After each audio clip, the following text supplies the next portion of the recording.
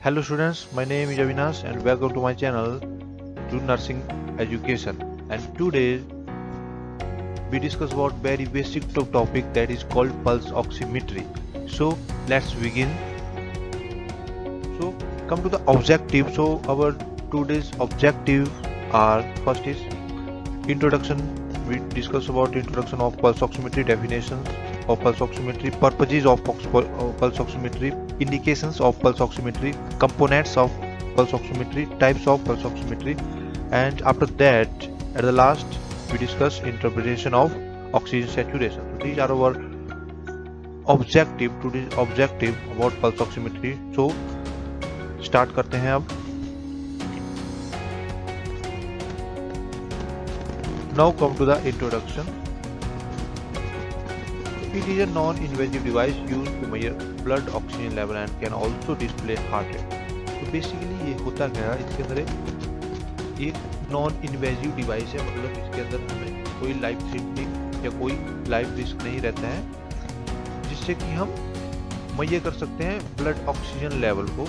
And it we can also display the heart rate with this device that is called pulse oximetry. Let's see in the image. This is the example of pulse oximetry. जैसे कि आप देख सकते हैं,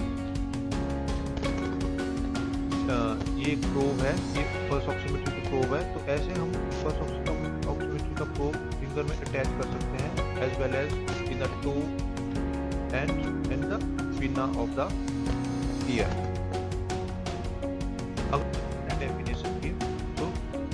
A pulse oximeter is a medical device that indirectly monitor the oxygen saturation of the patient. तो ये क्या होता है इसके अंदर, ये एक मेडिकल डिवाइस है जो कि इनडायरेक्टली ऑक्सीजन सेचुरेशन, जो ऑक्सीजन सेचुरेशन होती है उसको पेशेंट के ब्लड के अंदर हीमोग्लोबिन के साथ अटैच ऑक्सीजन है, that is saturation of oxygen in haemoglobin, उसको मेजर करता है. Next, what are the purposes of pulse oximetry.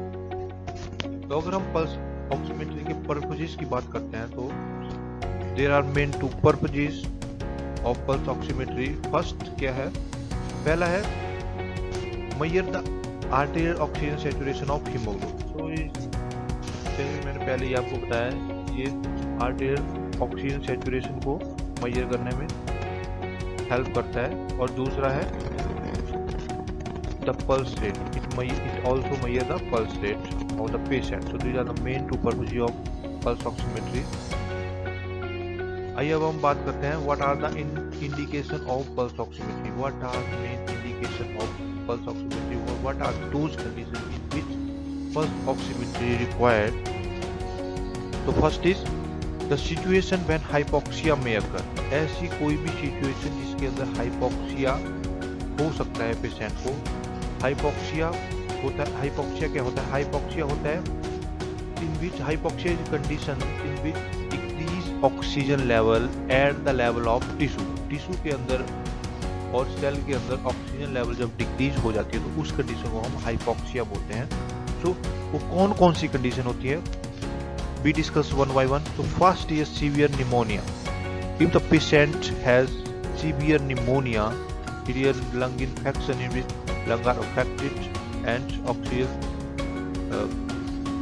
exchange is compromised, and it will lead to hypoxemia and lead to hypoxia. severe pneumonia जो है ये इसका एक कारण हो सकता है. Next, severe bronchiolitis.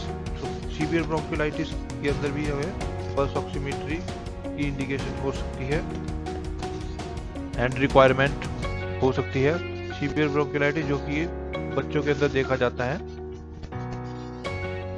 Next is asthma. So asthma के अंदर भी हम पल्स ऑक्सीमेट्री की रिक्वायरमेंट है. अस्थमा के अंदर जो हमारी एयरवे है वो इन्फ्लेम्ड, सोलन और ऑब्स्ट्रक्टिव हो जाती है, जिसके कारण की ब्रीथलेसनेस, पेशेंट को ब्रीथलेसनेस या डिफिकल्टी इन ब्रीदिंग होती है. Next is profound shock. अगर पेशेंट को प्रोफाउंड शॉक है, patient in a state of profound shock, so in this condition have to monitor the pulse oximetry, क्योंकि प्रोफाउंड शॉक में होता क्या है, प्रोफाउंड शॉक में जो हमारे वाइटल ऑर्गन है उसके अंदर भी जो ऑक्सीजन लेवल है जो कि रिक्वायरमेंट है वो हमारे सर्कुलेटरी सिस्टम के द्वारा फुली फिल नहीं हो पाती, तो इसके अंदर चांसेस होते हैं कि पेशेंट की ऑक्सीजन सैचुरेशन लो हो सकती है।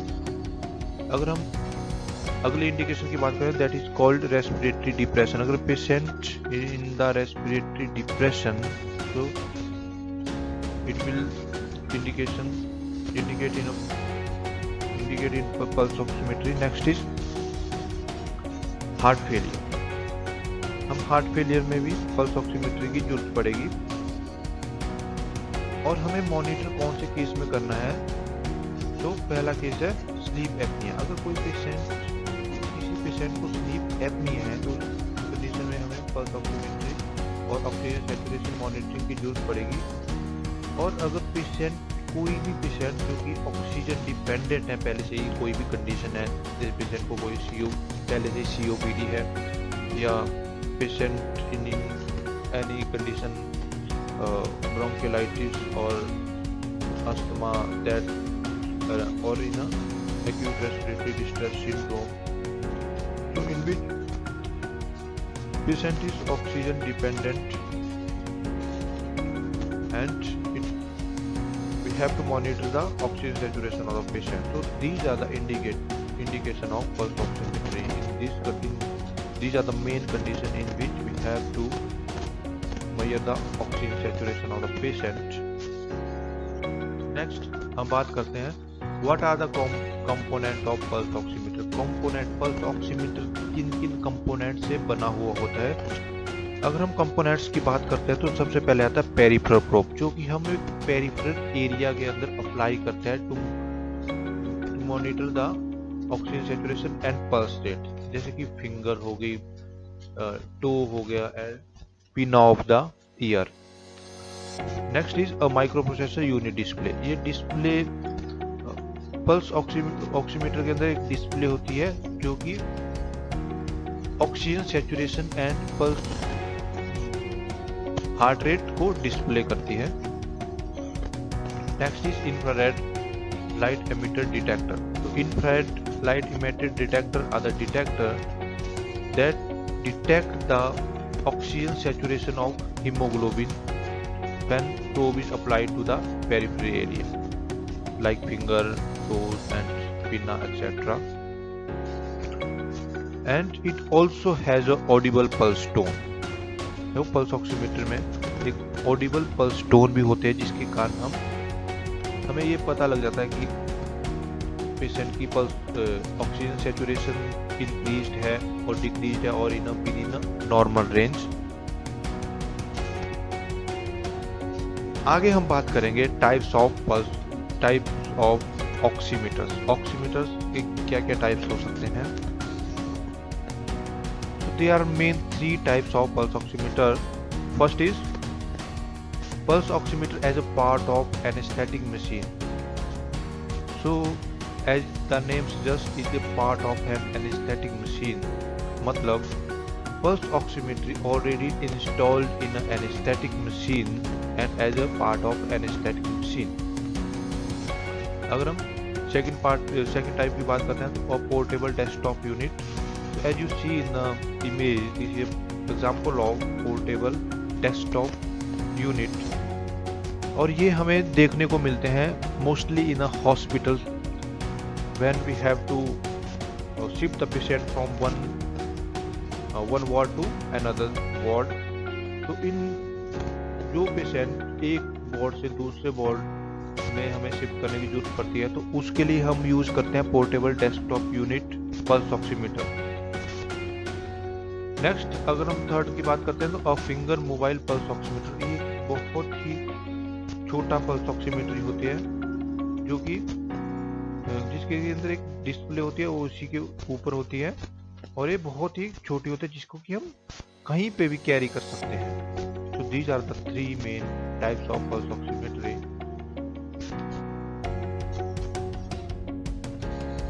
नेक्स्ट हम बात करते हैं common site for measurement of SpO2। SpO2 हम कौन कौन सी साइड से मेजर कर सकते हैं? So first is the finger. हम फिंगर में SpO2 मेजर कर सकते हैं, जो कि एक बहुत ही कॉमन साइट है to measure the SpO2। Next पे आता है टो, जो कि ज्यादा बच्चों में यूज की जाती है। Next is pinna.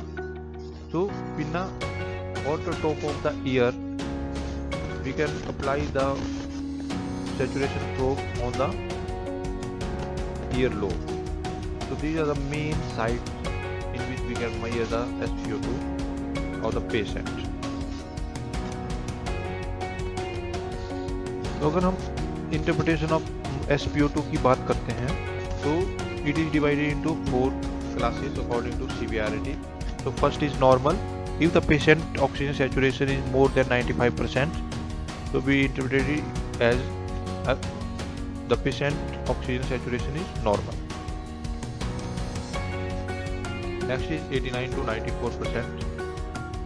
If the patient oxygen saturation is in between 89 to 94%, so it indicates the patient is in the mild hypoxia. And if the oxygen saturation in between 76 to 88%, it indicates the patient is in moderate hypoxia. Or if it is below the 76%, it indicates the patient has severe hypoxia. So these are the main 4 categories of to interpret SpO2 or pulse oxygen saturation. So I hope you understand well. Thank you for your listening and your pay attention. Thank you very much.